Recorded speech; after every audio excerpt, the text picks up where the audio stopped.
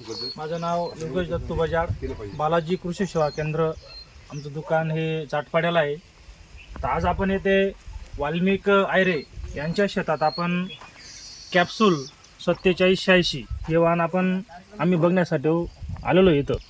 तर मका बघत असताना आपण आता टोकापर्यंत दाणे बघणार आहोत. प्रत्येक कणीत जर आपण बघितलं तर प्रत्येकाला टोकापर्यंत दाणे आपल्याला दिसत आहे आणि टोकापर्यंत दाणे असल्यामुळे आपल्या उत्पन्नात निश्चितच वाढ होणार आहे.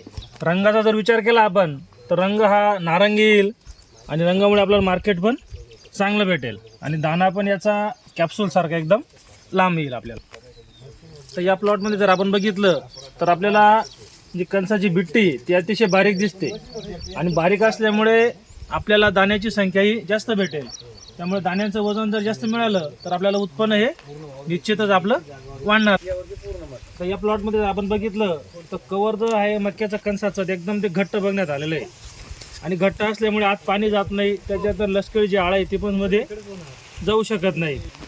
आता इथं जर आपण बघितलं तर आपल्याला झाडांची उंची मध्यम दिसत आहे आणि मध्यम उंची असल्यामुळे जे झाड आहे ते हवेमध्ये पडणार नाही आणि न पडल्यामुळे आपल्याला उत्पन्नात निश्चितच वाढ मिळणार आहे. इथे आपण लागवड अंतर दाखवलेलं आहे. तर लागवड अंतर हे 2 फूट सरीचं अंतर आणि 10 इंच हे आपलं झाडाचं अंतर आपल्याला ठेवायचं आहे.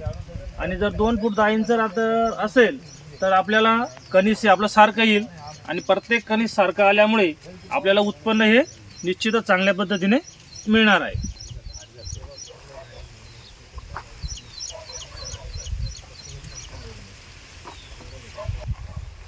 आता मका सर्व बघितल्यावर असं वाटतंय की मक्याचं उत्पन्न आपल्याला चांगल्या पद्धतीने भेटेल. कलर बघितला आपण नारंगी आहे.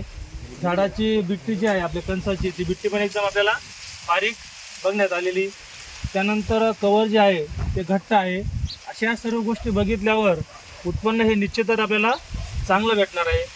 त्यामुळे सर्व शेतकऱ्यांना माझं एकच म्हणणं आहे की आपण जर वाण लावायचं असेल मक्यामध्ये तर कॅप्सूल 4786 हा वाण आपण जास्तीत जास्त शेतकऱ्यांना लावावा ही आमची विनंती. धन्यवाद.